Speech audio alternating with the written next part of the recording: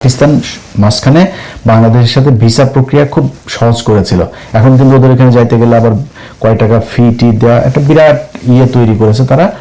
তো আমি কিছু রোগী আপনার থাইল্যান্ড, তারপরে চীন, আমার পরিচিত একজন, তারা এরকম পাঠায়। পাকিস্তানেও কিছু রোগী পাঠানো হয়েছে। পাকিস্তানের ট্রিটমেন্টের ব্যবস্থা কিন্তু খুব ভালো। আপনারা খুবই মানে অল্প খরচে খুব ভালো মানের চিকিৎসা পাইতে পারেন। তো আমি কিছু লোকজনকে পাঠিয়েছিও আমার ওই এজেন্সির মাধ্যমে। তো ওরা আমারে বললো যে ভাই এখন ভিসার একটু কড়াকড়ি করেছে। তো তারা আবার এমবাসির সাথে কথা বলে জানলো যে আমাদের দেশ থেকে জঙ্গি যাচ্ছে পাকিস্তানে, গিয়ে সেখানে পাকিস্তানের ভেতরে অভ্যন্তরীণ এই শৃঙ্খলা নষ্ট করছে। এই তেহরিকি তালিবান পাকিস্তান শ্রীলঙ্কার যে বাসে হামলা হয়েছে সেটার সাথে জড়িত, ক্রিকেট দলের উপরে হামলা হলো না, ওটার সাথে জড়িত। কয়েকদিন আগে পাকিস্তানের নিরাপত্তা বাহিনীর সাথে যে গ্যাঞ্জাম হলো সেটার সাথে জড়িত। এটারে বুঝতে হইলে যে তেহরিকি তালিবান পাকিস্তান কেন পাকিস্তানের সাথে লাগে, এটা বুঝতে হইলে, এটা কারা, এটা বুঝতে হইলে আপনাকে কয়েকদিন আগে যে আফগানিস্তানের সাথে পাকিস্তানের যুদ্ধ হইল না, আপনারা অনেকেই অবাক হন না যে পাকিস্তান কেন আফগানিস্তানের সাথে, আফগানিস্তানের লোকজনরা এইভাবে ওই পারে বোমা বর্ষণ করে। কারণ হচ্ছে তেহরিকি তালিবান পাকিস্তান, এই টিটিপি হচ্ছে রয়ের তৈরি করা আফগানিস্তানের একটা বাহিনী। তালেবানদেরই একটা অংশ, তারা রয়ের সাথে মিলে মোটা অঙ্কের টাকা দিয়ে এদেরকে আপনার তৈরি করা হয়েছে পাকিস্তানের বিরুদ্ধে যুদ্ধ করার জন্য। এখন ওরা উর্দুতে কথা বলে, ওরা বেলুচ ভাষায় কথা বলে, ওরা দাড়ি টুপিওয়ালা, ওরা পাকিস্তানের মতো দেখতে। ওরা আমেরিকার সাথে আফগানিস্তানের যুদ্ধ শুরুর পর থেকে 20 বছর ধরে প্রায় 10 লক্ষ আফগানি পাকিস্তানিরা জায়গা দিয়েছে। তাদের এখন এখানে দোকানপাট আছে, তারা এখানে থাকে, খায়। পাকিস্তান তাদেরকে নাগরিকত্ব দিয়েছে, কিচ্ছু বলে না। ওদেরকে দিয়ে পাকিস্তানের বিরুদ্ধে যুদ্ধ করাইতে খুব সুবিধা হয়।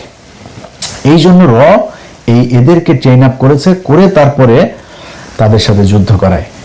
আপনারা এই পর্যায়ে এইটুকু বুঝেন যে তেহরিকি তালেবান পাকিস্তান টিটিপি হচ্ছে পাকিস্তানের রাষ্ট্রের বিরোধী একটা জঙ্গি সংগঠন। এই যে মাঝে মধ্যে বোমা টোমা ফুটায়, এরা ফুটায়, এরা ওদের বিরোধী। যেই কারণে পাকিস্তানের সরকার বাংলাদেশ সরকারকে বলেছে যে তোমরা তাড়াতাড়ি তৎপর হও, এই তেহরিকি তালিবান পাকিস্তান এটা রয়ের সংগঠন, এরা তোমাদের ভেতরে ঢুকেছে। এইবার কোশ্চেন হচ্ছে তেহরিকি তালিবান পাকিস্তান বানাইলো পাকিস্তানের সাথে যুদ্ধ করার জন্য পাকিস্তানের ভেতরে, কিন্তু আমাদের দেশে কেন পাঠিয়েছে? এইটা হচ্ছে গিয়ে মূল বিষয়। এটা বুঝলে বুঝতে পারবেন যে আপনি কত বিপদে আছেন, আপনার তারেক রহমান কত বিপজ্জনক জায়গায় দাঁড়িয়ে আছে, আমার পুরো দেশের সার্বভৌমত্ব কতটা বিপজ্জনক জায়গায় দাঁড়িয়ে আছে। বাংলাদেশের এই এয়ারফোর্সের ভেতরে তাদের এইটা ঢুকানোর পেছনে গেল 6 মাস ধরে তারা কাজ করছে। আপনারা এই ওর আর্টিকেলটা পড়লেই সব দেখতে পারবেন। সেখানে 6 মাসেরও বেশি সময় ধরে তারা কাজ করছে। আপনার জহুরুল ইসলাম যে এয়ারবেজ আছে চিটাগাংয়ে, সেখানে মসজিদের ইমামকে এই তেহরিকি তালিবান পাকিস্তানের একজন এজেন্টকে ঢুকানো হয়েছে। মসজিদের ইমাম সে। এখন বাংলাদেশকে কেন টার্গেট করা হলো সেটা বুঝতে কয়েকদিন আগে ভারতের আরেকজন সাংবাদিক আর একজন সেনাবাহিনীর কর্মকর্তা, রিটায়ার্ড একজন কর্মকর্তা, দুইজন একটা কথা বলেছিল যে তারেক রহমান ভারতের সাথে যে কথা দিয়ে বাংলাদেশে ঢুকেছিল লন্ডন থেকে, সেই কথা তারেক রহমান শুনছেন না। এটা কিন্তু সত্যি কথা। তারেক রহমান ভারতের সাথে তার একটা মিটিং হয়েছে, একটা না একাধিক মিটিং হয়েছে তার, এবং সেখানে সে এই কথাগুলো বলে এসেছে যে হ্যাঁ আমরা তোমার কথা শুনবো। এখন আপনি বলবেন তারেক রহমান কি তাহলে খারাপ কাজ করেছে, এটা মানবেন না? তারেক রহমান খারাপ কাজ করে নাই।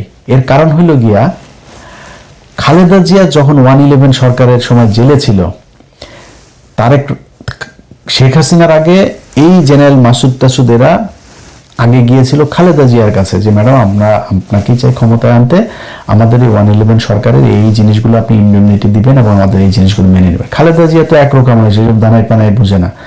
বলছে যে তোমার কাজ ক্যান্টনমেন্টে, তুমি এখানে রাজনীতি করতে আসছো কেন? এটা তোমার কাজ, যাও বেরো, একদম স্ট্রেট কাট বের করে। এগুলো আপনার এই যে প্রণব মুখার্জির বইতেও লেখা আছে।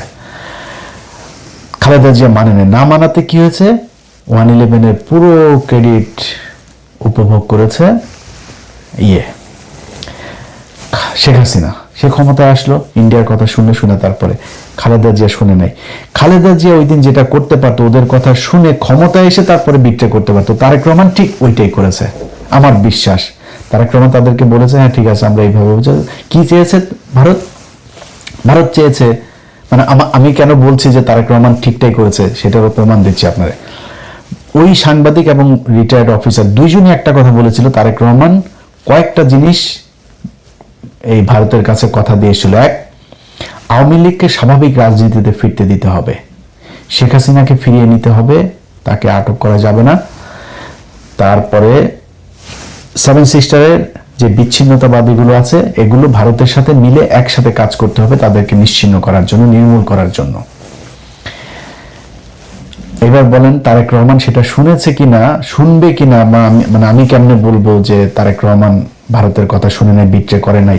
এই সাংবাদিক এবং এই রিটায়ার্ড অফিসারই বলেছে তারেক রহমান ভারতের কথা শুনছে না। এখন শুনছে না কেন, যে আসলেই এটা প্রমাণ কি, 111-এর মাসুদকে ধরা হয়েছে, মামুন খালেদকে ধরা হয়েছে, খালেদ মামুন, এই যে মামুন খালেদ আপনার ডিজিএফ এর চিফ ছিল, যে ডিজিএফ এর ডিরেক্টর আরেকটা ধরা হয়েছে, 4-5 জনকে ধরা হলো না?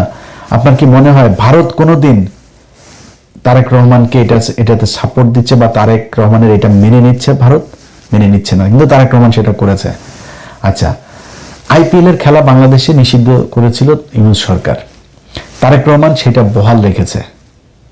এটা আপনার মনে হয় ভারতের কোটি কোটি ডলার খরচ মানে অপচয় হয়েছে, এটার কারণে লস হয়েছে।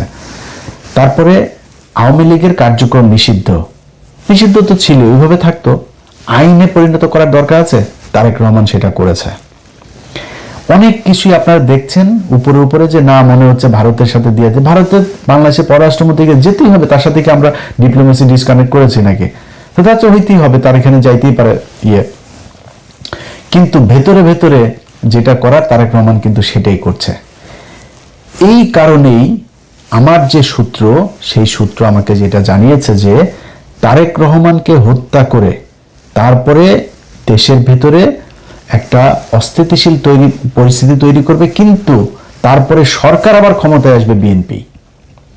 তারেক রহমানের এই যেই শেষ কৃত্যের যে অনুষ্ঠান, দাফন কাফন যা যা হবে, এই দাফন কাফনের সময় বিশাল আকারে রাষ্ট্রীয় শোক টোক দেওয়া হবে, তারেক রহমান এই জাতির বিশাল এক কিছু ছিল, সব কিছু বলা হবে, বিএনপির নেতারা কান্নাকাটি করে পায়জামা ভিজায় ফেলবে, সব হবে। কিন্তু বিএনপির যে দ্বিতীয় সারির যে নেতারা বিএনপির হাল ধরবে, ক্ষমতায় আসবে, সেই ব্যক্তিরা হচ্ছে গিয়ে তারেক রহমান যা করছিলেন তার ঠিক উল্টাটা করবে, রব যেটা বলবে সেটাই করবেন। এই পরিকল্পনা নিয়ে তারপরে তারা আগাচ্ছিলেন সেনাবাহিনীর ভেতরে একটা কু করার জন্য।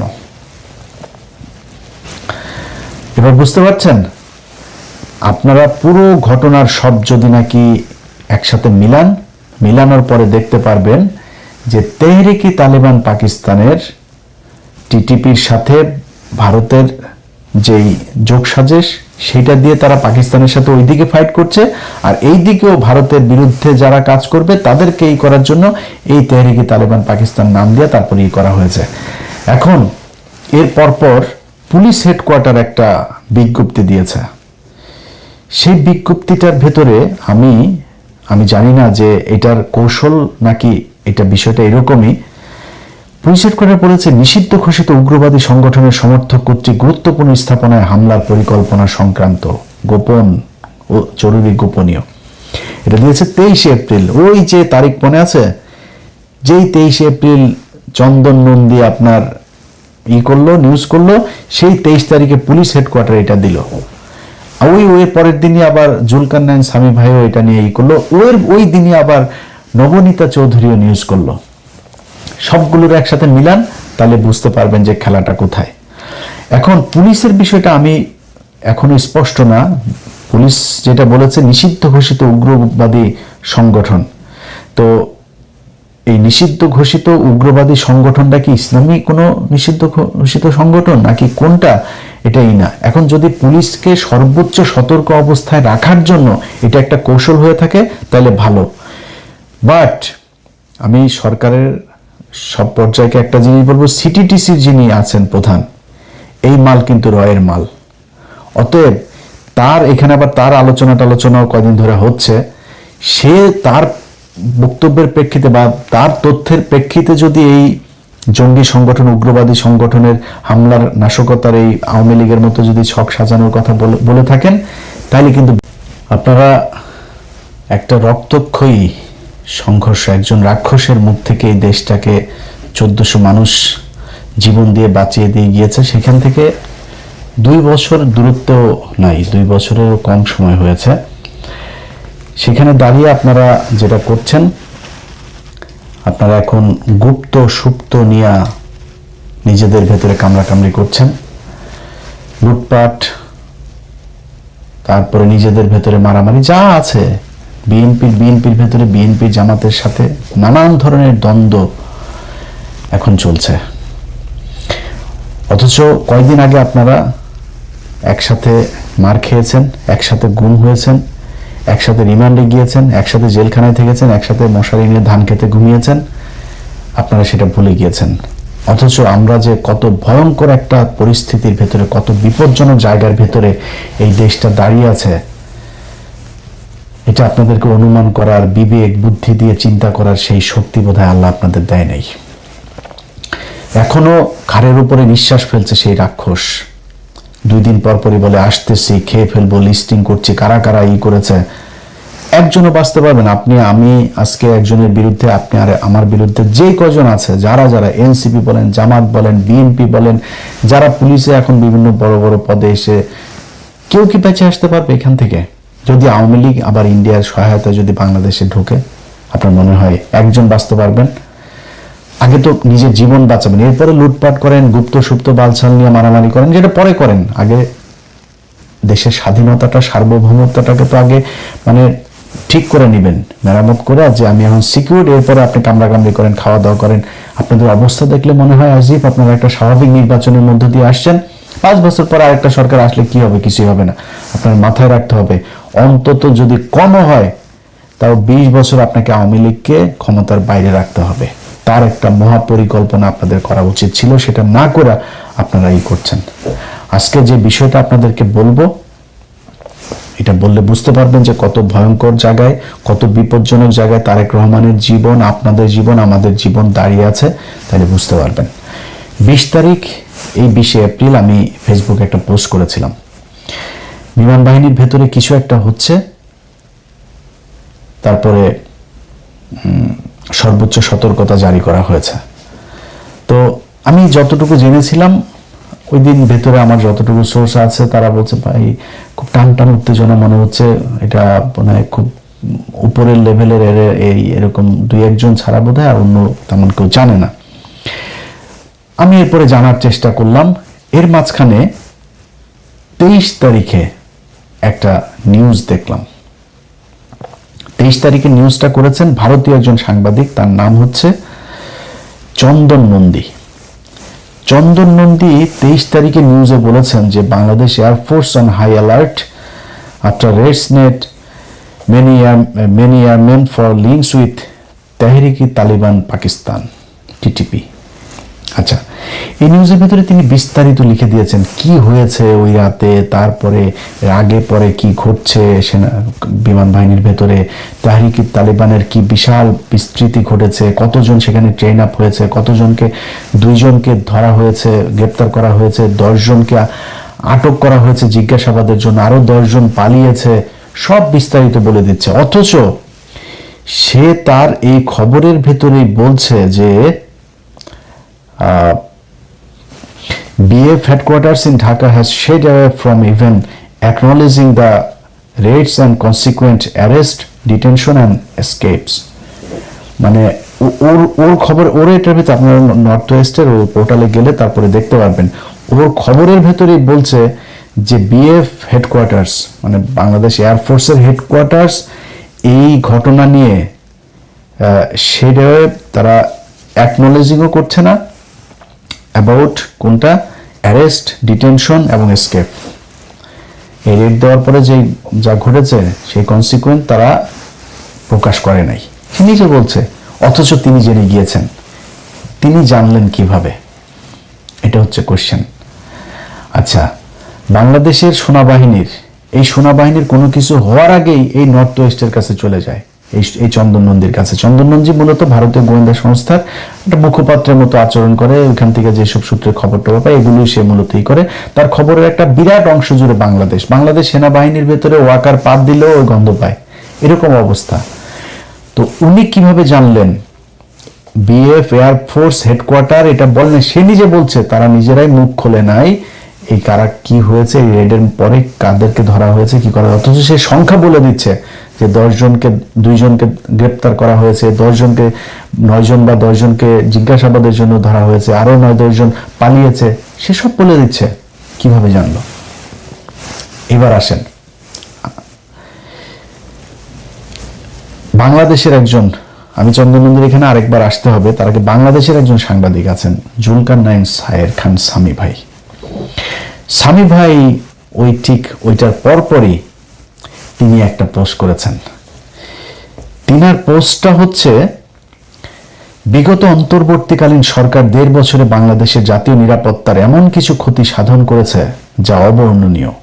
বিভিন্ন উগ্রবাদী গোষ্ঠীকে এক প্রকার ফ্রি রাইড দিয়ে দেশের নিরাপত্তা ব্যবস্থার অভ্যন্তরে এমন এক ঘুণপোকার চাষ তারা করার চেষ্টা করেছে, যখন তা সামনে আসবে তখন তাদের প্রতি ঘৃণায় আপনার মন বিষিয়ে উঠবে। এটা বললে আপনি পুরোপুরি বুঝবেন না কি বুঝাইতে চাচ্ছেন উনি। ওখানে ওই পোস্টে একটা পিন কমেন্ট পাঠিয়েছেন। তো আমাকে পোস্টটা যিনি পাঠিয়েছেন, পাঠানোর পর আমার ভাই কি হয়েছে, এটা কি লিখছে, ঠিকই তো আছে। পরে উনি আমার একটা পোস্টে পিন কমেন্ট করেছে, সেই কমেন্টটা আমার পাঠাইলো। সেখানে লিখেছেন, আপাতত এতটুকুই জানতে পারি যে অনতিবিলম্বে পাকিস্তানের সাথে সরাসরি বিমান চলাচল কিছুদিনের জন্য হলেও স্থগিত করা অতীব জরুরি। এইটাই হচ্ছে গিয়ে মূল পয়েন্ট, যে পাকিস্তান এখানে কোত্থেকে আসলো, তেহরিকে তালিবান পাকিস্তান কারা, চন্দন নন্দীর কাছে খবর কেমনে গেল, সেই খবর ওই দিনই আবার নবনীতা চৌধুরীর কাছেও গেল। নবনীতা চৌধুরীও কিন্তু এই চন্দন নন্দীর এইটারই মূলত উনি বাংলায় ট্রান্সলেট করে উনি একটা ভিডিও বানিয়েছেন। এবার আসেন বুঝি আমরা। বুঝতে হলে আমাকে আবারও সেই চন্দন নন্দীর ওই পোস্টে যাইতে হবে। আচ্ছা, চন্দন নন্দী 2টা নিউজ করেছে, একটা 23 তারিখ আর একটা 26 তারিখে, 2 দিন আগে। আচ্ছা, তিনি একটা কথা বলেছেন যে the information related to the TTP, মানে ওই টেহরিক তালিবান পাকিস্তান, যেটা network among BF personnel spread after Pakistani authorities informed Bangladeshi officials.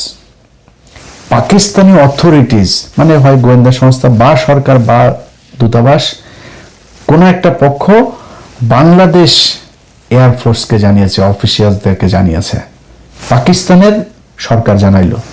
বুঝেন, কিন্তু খুব হিসাব করে বুঝেন। পাকিস্তানের সরকার বাংলাদেশ সরকারকে জানাইলো, তেহরিকি তালিবান পাকিস্তানের লোক তোমার এয়ারফোর্সের ভেতরে আছে, তাদেরকে তাড়াতাড়ি ধরো। আচ্ছা, জুলকারনাইন সামি বলল যে পাকিস্তানের সাথে প্লেন যোগাযোগ তাড়াতাড়ি বন্ধ করো। আচ্ছা, পাকিস্তান থেকে তাহরিকে তালিবানের পাকিস্তানের, তাহলে বাংলাদেশের যে এয়ারপোর্ট, এটা বন্ধ করার মানে কি? মানে হচ্ছে যে বন্ধ করলে এই যে ডিরেক্ট ফ্লাইটে তাড়াতাড়ি সব তাহরিকে তালিবান পাকিস্তানের লোকজন বাংলাদেশে আসতেছে, এই জন্য উনি চান তাড়াতাড়ি পাকিস্তানের সাথে বিমান যোগাযোগ বন্ধ হোক। এবার আমরা চলেন বুঝি তেহরিকি তালিবান পাকিস্তান এরা আসলে কারা। এটা বুঝলে আপনি বুঝবেন আসল ঘটনাটা কি। তেহরিকি তালিবান পাকিস্তান কয়েকদিন আগে 2টা ছেলে এদের সাথে গিয়ে যোগ দিয়েছিল, পাকিস্তানের মিলিটারির সাথে যুদ্ধ করেছে। একজনের নাম ফয়সাল, আরেকজনের নাম জুবায়ের। ফয়সাল এবং জুবায়ের 2জনই বাংলাদেশি নাগরিক, কিন্তু পরে জানা গেল 2জনই হিন্দু মুসলমান নাম দিয়ে তারপরে তারা সেখানে গিয়ে এদের সাথে যুক্ত হয়েছে। সেটা নিয়ে যদিও এই সরকারের খুব বেশি বিশ্লেষণ নিয়ে আমাদের কোনো কিছু জানানো হয়নি, খুব গোপনীয়ভাবে রাখা হয়েছে, বরং পাকিস্তান যতটুকু সম্ভব তারা সেটাকে প্রচার করেছে এবং পাকিস্তান মাঝখানে বাংলাদেশের সাথে ভিসা প্রক্রিয়া খুব সহজ করেছিল। এখন কিন্তু ওদের এখানে যাইতে গেলে আবার কয় টাকা ফি দেওয়া, একটা বিরাট তৈরি করেছে তারা। তো আমি কিছু রোগী আপনার থাইল্যান্ড, তারপরে চীন, আমার পরিচিত একজন, তারা এরকম পাঠায়। পাকিস্তানেও কিছু রোগী পাঠানো হয়েছে। পাকিস্তানের ট্রিটমেন্টের ব্যবস্থা কিন্তু খুব ভালো, আপনারা খুবই মানে অল্প খরচে খুব ভালো মানের চিকিৎসা পাইতে পারেন। তো আমি কিছু লোকজনকে পাঠিয়েছিও আমার ওই এজেন্সির মাধ্যমে। তো ওরা আমারে বললো যে ভাই এখন ভিসার ইয়েটা একটু কড়াকড়ি করেছে। তো তারা আবার এমবেসির সাথে কথা বলে জানলো যে আমাদের দেশ থেকে জঙ্গি যাচ্ছে পাকিস্তানে, গিয়ে সেখানে পাকিস্তানের ভেতরে অভ্যন্তরীণ এই শৃঙ্খলা নষ্ট করছে। এই তেহরিকি তালিবান পাকিস্তান শ্রীলঙ্কার যে বাসে হামলা হয়েছে সেটার সাথে জড়িত, ক্রিকেট দলের উপরে হামলা হলো না, ওটার সাথে জড়িত। কয়েকদিন আগে পাকিস্তানের নিরাপত্তা বাহিনীর সাথে যে গ্যাঞ্জাম হলো সেটার সাথে জড়িত। এটারে বুঝতে হইলে যে তেহরিকি তালিবান পাকিস্তান কেন পাকিস্তানের সাথে লাগে, এটা বুঝতে হইলে, এটা কারা, এটা বুঝতে হইলে আপনাকে কয়েকদিন আগে যে আফগানিস্তানের সাথে পাকিস্তানের যুদ্ধ হলো না, আপনারা অনেকেই অবাক হন না যে পাকিস্তান কেন আফগানিস্তানের সাথে, আফগানিস্তানের লোকজনরা এইভাবে ওই পারে বোমা বর্ষণ করে। কারণ হচ্ছে তেহরিকি তালিবান পাকিস্তান, এই টিটিপি হচ্ছে রয়ের তৈরি করা আফগানিস্তানের একটা বাহিনী। তালেবানদেরই একটা অংশ, তারা রয়ের সাথে মিলে মোটা অঙ্কের টাকা দিয়ে এদেরকে আপনার তৈরি করা হয়েছে পাকিস্তানের বিরুদ্ধে যুদ্ধ করার জন্য। এখন ওরা উর্দুতে কথা বলে, ওরা বেলুচ ভাষায় কথা বলে, ওরা দাড়ি টুপিওয়ালা, ওরা পাকিস্তানের মতো দেখতে, ওরা আমেরিকার সাথে আফগানিস্তানের যুদ্ধ শুরুর পর থেকে 20 বছর ধরে প্রায় 10 লক্ষ আফগানি পাকিস্তানিরা জায়গা দিয়েছে, তাদের এখন এখানে দোকানপাট আছে, তারা এখানে থাকে খায়, পাকিস্তান তাদেরকে নাগরিকত্ব দিয়েছে, কিচ্ছু বলে না। ওদেরকে দিয়ে পাকিস্তানের বিরুদ্ধে যুদ্ধ করাইতে খুব সুবিধা হয়। এই জন্য এদেরকে ট্রেন আপ করেছে, করে তারপরে তাদের সাথে যুদ্ধ করায়। আপনারা এই পর্যায়ে এইটুকু বুঝেন যে তেহরিকি তালেবান পাকিস্তান টিটিপি হচ্ছে পাকিস্তানের রাষ্ট্রের বিরোধী একটা জঙ্গি সংগঠন। এই যে মাঝে মধ্যে বোমা টোমা ফুটায়, এরা ফুটায়, এরা ওদের বিরোধী। যেই কারণে পাকিস্তানের সরকার বাংলাদেশ সরকারকে বলেছে যে তোমরা তাড়াতাড়ি তৎপর হও, এই তেহরিকি তালিবান পাকিস্তান এটা রয়ের সংগঠন, এরা তোমাদের ভেতরে ঢুকেছে। এইবার কোশ্চেন হচ্ছে তেহরিকি তালিবান পাকিস্তান বানাইলো পাকিস্তানের সাথে যুদ্ধ করার জন্য পাকিস্তানের ভেতরে, কিন্তু আমাদের দেশে কেন পাঠিয়েছে? এইটা হচ্ছে গিয়ে মূল বিষয়। এটা বুঝলে বুঝতে পারবেন যে আপনি কত বিপদে আছেন, আপনার তারেক রহমান কত বিপজ্জনক জায়গায় দাঁড়িয়ে আছে, আমার পুরো দেশের সার্বভৌমত্ব কতটা বিপজ্জনক জায়গায় দাঁড়িয়ে আছে। বাংলাদেশের এই এয়ারফোর্সের ভেতরে তাদের এইটা ঢুকানোর পেছনে গেল 6 মাস ধরে তারা কাজ করছে। আপনারা এই ওর আর্টিকেলটা পড়লেই সব দেখতে পারবেন। সেখানে 6 মাসেরও বেশি সময় ধরে তারা কাজ করছে। আপনার জহুরুল ইসলাম যে এয়ারবেজ আছে চিটাগাংয়ে, সেখানে মসজিদের ইমামকে এই তেহরিকি তালিবান পাকিস্তানের একজন এজেন্টকে ঢুকানো হয়েছে, মসজিদের ইমাম সে। এখন বাংলাদেশকে কেন টার্গেট করা হলো সেটা বুঝতে কয়েকদিন আগে ভারতের আরেকজন সাংবাদিক আর একজন সেনাবাহিনীর কর্মকর্তা, রিটায়ার্ড একজন কর্মকর্তা, দুইজন একটা কথা বলেছিল যে তারেক রহমান ভারতের সাথে যে কথা দিয়ে বাংলাদেশে ঢুকেছিল লন্ডন থেকে, সেই কথা তারেক রহমান শুনছেন না। এটা কিন্তু সত্যি কথা। তারেক রহমান ভারতের সাথে তার একটা মিটিং হয়েছে, একটা না একাধিক মিটিং হয়েছে তার, এবং সেখানে সে এই কথাগুলো বলে এসেছে যে হ্যাঁ আমরা তোমার কথা শুনবো। এখন আপনি বলবেন তারেক রহমান কি এই তাহলে খারাপ কাজ করেছে, এটা মানবেন না? তারেক রহমান খারাপ কাজ করে নাই। এর কারণ হইল গিয়া খালেদা জিয়া যখন 111 সরকারের সময় জেলে ছিল, শেখ হাসিনার আগে এই জেনারেল মাসুদ টাসুদেরা আগে গিয়েছিল খালেদা জিয়ার কাছে যে ম্যাডাম আমরা আপনাকেই চাই ক্ষমতায় আনতে, আমাদের এই 111 সরকারের এই জিনিসগুলো আপনি ইমডিউনিটি দিবেন এবং আমাদের এই জিনিসগুলো মেনে নেবেন। খালেদা জিয়া তো একরকম হয়েছে, দানাই পানাই বুঝে না, বলছে যে তোমার কাজ ক্যান্টনমেন্টে, তুমি এখানে রাজনীতি করতে আসছো কেন? এটা তোমার কাজ, যাও বেরো, একদম স্ট্রেট কার্ড বের করে। এগুলো আপনার এই যে প্রণব মুখার্জির বইতেও লেখা আছে। খালেদা জিয়া মানে না মানাতে কি হয়েছে, 111 পুরো ক্রেডিট উপভোগ করেছে শেখ হাসিনা। সে ক্ষমতায় আসলো, ইন্ডিয়ার কথা শুনে শুনে, তারপরে খালেদা জিয়া শুনে নাই। খালেদা জিয়া ওই দিন যেটা করতে পারতো, ওদের কথা শুনে ক্ষমতায় এসে তারপরে বিট্রে করতে পারতো, তারেক রহমান ঠিক ওইটাই করেছে আমার বিশ্বাস। তারেক রহমান তাদেরকে বলেছে হ্যাঁ ঠিক আছে আমরা এইভাবে, কি চেয়েছে ভারত চেয়েছে, মানে আমি কেন বলছি যে তারেক রহমান ঠিকটাই করেছে সেটারও প্রমাণ দিচ্ছি আপনারা। ওই সাংবাদিক এবং রিটায়ার্ড অফিসার দুইজনই একটা কথা বলেছিল, তারেক রহমান কয়েকটা জিনিস এই ভারতের কাছে কথা দিয়েছিল। এক, আওয়ামী লীগকে স্বাভাবিক রাজনীতিতে ফিরতে দিতে হবে, শেখ হাসিনাকে ফিরিয়ে নিতে হবে, তাকে আটক করা যাবে না। তারপরে সেভেন সিস্টারের যে বিচ্ছিন্নতাবাদীগুলো আছে এগুলো ভারতের সাথে মিলে একসাথে কাজ করতে হবে তাদেরকে নিশ্চিহ্ন করার জন্য, নির্মূল করার জন্য। এবার বলেন তারেক রহমান সেটা শুনেছে কিনা, শুনবে কিনা, মানে আমি কেমনে বলবো যে তারেক রহমান ভারতের কথা শুনে নাই, বিট্রে করে নাই?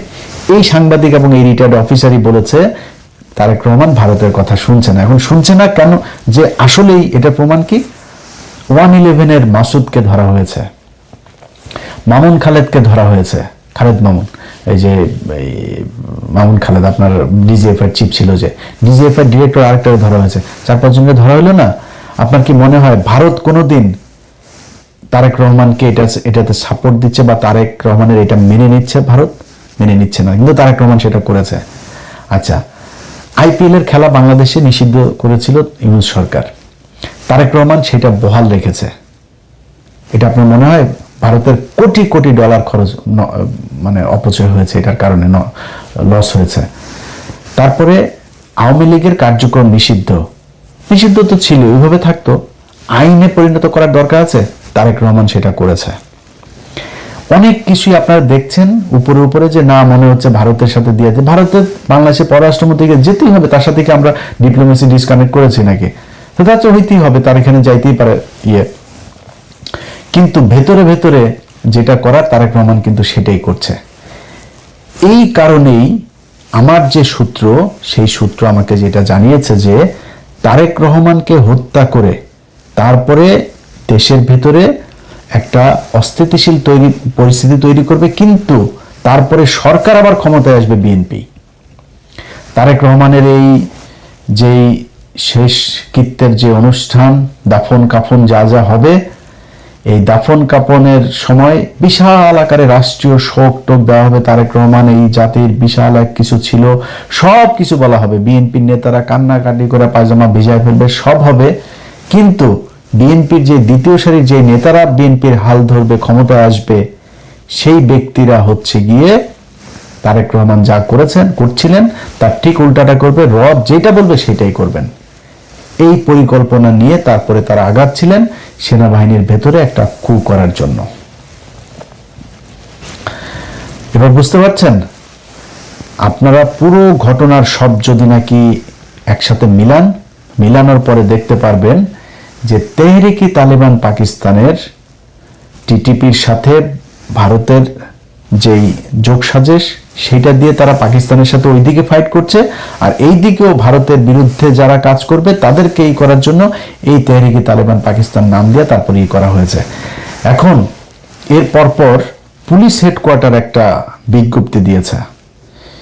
সেই বিজ্ঞপ্তিটার ভেতরে আমি জানি না যে এটার কৌশল নাকি এটা বিষয়টা এরকমই। পুলিশ হেডকোয়ার্টার বলেছে, নিষিদ্ধ ঘোষিত উগ্রবাদী সংগঠনের সমর্থক কর্তৃক গুরুত্বপূর্ণ স্থাপনায় হামলার পরিকল্পনা সংক্রান্ত গোপন ও জরুরি গোপনীয়। এটা দিয়েছে 23 এপ্রিল। ওই যে তারিখ মনে আছে, যেই 23 এপ্রিল চন্দন নন্দী আপনার নিউজ করলো, সেই 23 তারিখে পুলিশ হেডকোয়ার্টার এটা দিল। ওই পরের দিনই আবার জুলকারনাইন স্বামী ভাইও এটা নিয়ে করলো। ওই দিনই আবার নবনীতা চৌধুরীও নিউজ করলো। সবগুলোর একসাথে মিলান, তাহলে বুঝতে পারবেন যে খেলাটা কোথায়। এখন পুলিশের বিষয়টা আমি এখনো স্পষ্ট না। পুলিশ যেটা বলেছে নিষিদ্ধ ঘোষিত উগ্রবাদী সংগঠন, তো এই নিষিদ্ধ ঘোষিত উগ্রবাদী সংগঠনটা কি ইসলামী কোনো নিষিদ্ধ ঘোষিত সংগঠন নাকি কোনটা, এটাই না। এখন যদি পুলিশকে সর্বোচ্চ সতর্ক অবস্থায় রাখার জন্য এটা একটা কৌশল হয়ে থাকে তাহলে ভালো। বাট আমি সরকারের সব পর্যায়কে একটা জিনিস বলবো, সিটিটিসির যিনি আছেন প্রধান, এই মাল কিন্তু রয়ের মাল। অতএব তার এখানে আবার তার আলোচনাও কয়দিন ধরে হচ্ছে, সে তার বক্তব্যের প্রেক্ষিতে বা তার তথ্যের প্রেক্ষিতে যদি এই জঙ্গি সংগঠন, উগ্রবাদী সংগঠনের হামলার নাশকতার এই আওয়ামী লীগের মতো যদি ছক সাজানোর কথা বলে থাকেন, তাহলে কিন্তু বিপদে বিএনপি আরেকবার পড়বেন। আপনারা আব্দুর রহমান, বাংলা ভাই, এই খালেদা জিয়া তাদেরকে বিচার করেছে, এই খালেদা জিয়া সব জঙ্গিদেরকে ধরেছে, অথচ সেই জঙ্গির সব আপনার কনসিকুয়েন্স পোহাইতে হয়েছে কাদেরকে? এই তারেক রহমান আর খালেদা জিয়াকে। বিএনপি এখন পর্যন্ত আমেরিকায় নিষিদ্ধ আপনার জঙ্গি সংগঠন, সন্ত্রাসী সংগঠন। তো আপনাদের যদি নাকি এখন এই মুহূর্তে যদি এই জঙ্গিদের নাম দিয়ে যদি আপনারা অভিযান পরিচালনাও করেন, না করে যদি সেইটারে নির্মূল করেন, এটা যদি অ্যাকনলেজ করেন যে হ্যাঁ আমরা এটা মেনে নিলাম এই দেশে জঙ্গি আছে, আমরা জঙ্গি মারছি, এটাও কিন্তু আপনাদের বুমেরাং হবে। মানুষ জানবে, পৃথিবীর অন্য দেশগুলো, বিদেশিরা জানবে যে বাংলাদেশে এই যে এতদিন ভালো ছিল, এখন তারেক রহমান আসার পরে এই যে জঙ্গি আবার বেড়ে গিয়েছে। সো আপনাকে সরাসরি স্বীকার করতে হবে তারেক রহমান যে আপনার শত্রু কারা। এই টিটিপির নামে এই দেশে আপনাকে হত্যা করার জন্য, বাংলাদেশে অস্থিতিশীল পরিস্থিতি তৈরি করার জন্য এই করেছে, এটা পৃথিবীকে জানাইতে হবে। যদি আপনি আবারও সেই জঙ্গি খেলা, শেখ আব্দুর রহমান ইসলামের কেউ না, বাংলা ভাই ইসলামের কেউ না, কিন্তু তাদেরকে ইসলামী জঙ্গি সংগঠন হিসাবে আপনি করেছেন। আপনার তখনই কন্ডেম করা উচিত ছিল যে না, এরা মুসলমান, এটা করে না, ইসলাম কোরআন হাদিস এটা বলে নাই কখনোই, এদেরকে আমরা মুসলমান ইসলামী সংগঠন মনে করি না। আজকে তেহরিকে তালেবান পাকিস্তানকে আপনি ইসলামী সংগঠন মনে করবেন? যারা প্রতিদিন পাকিস্তানে এইখানে ওইখানে বোমাবাজি করে, পাকিস্তানের সাথে যারা মারামারি করে, যারা পাকিস্তান আফগানিস্তান দুইটা দেশের ভেতরে এরকম যুদ্ধ বাঁধিয়ে দিয়েছে, তাদেরকে আপনি মুসলমান মনে করবেন? এরা মুসলমান না। আমাদের দেশে যারা এই তাহরিকে তালেবান পাকিস্তানের নামে যারা করছে, এরাও মুসলমান হইতে পারে না। এটা আপনাকে সরাসরি বলতে হবে যে যুদ্ধ যদি করেন, সেই 10 ট্রাক অস্ত্র মামলার দিন যারা কিনা, যেই পুলিশের সার্জেন্ট হোক, টিআই হোক আর যেই হোক, এই অস্ত্র যারা ধরেছিল, সেই অস্ত্র তাদেরকে নাই করে দেওয়া উচিত ছিল। নামার পরে আপনি ঘুমটা দিয়ে লাভ নাই, তাদেরকে নাই করে দেওয়া উচিত ছিল। আপনি ধরার পরে সারা পৃথিবী জেনেছে যে 10 টাকা অস্ত্র মামলা উলফার কাছে যাচ্ছে, মানুষ জানে কোথায় যাচ্ছে, কি হয়েছে, কি হচ্ছে।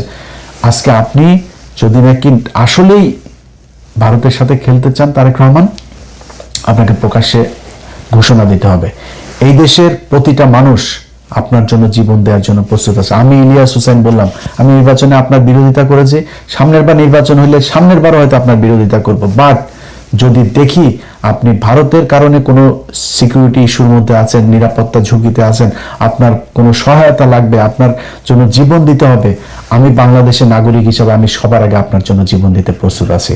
আপনি বাংলাদেশের, আমরা একটা জেনারেশন তৈরি করেছি, যে জেনারেশনের 18 কোটি মানুষ, খালি আওয়ামী লীগের এগুলো বাদে আর হিন্দুদের ভেতরেও একটা বিশাল অংশ এই ভারতের বিরুদ্ধে যুদ্ধ করার জন্য প্রস্তুত আছে। সো আপনাকে ঘোষণা দিতে হবে যুদ্ধটা কি বেঁধেছে, কাদের সাথে যুদ্ধ, এটা আপনাদের বলতে হবে। না হইলে এই যে স্বামী ভাইয়ের মতো এরকম কিছু লোকজন, চন্দন নন্দীর মতো এদের এরকম কিছু লোকজন কি করবে, একটা ঘটনাকে অন্যদিকে, পুরো ঘটনাটা হইল গিয়া পাকিস্তান আমাদেরকে বাঁচাইলো, পাকিস্তান তাদের গোয়েন্দা সংস্থা আমার দেশের সেনাবাহিনীর বালবাহিনীর এরা খবর পায় না, পাকিস্তানি গোয়েন্দা সংস্থা আমাদেরকে জানাইলো, তারেক রহমানের জীবন বাঁচাইলো, সরকার পতন ঠেকাইলো।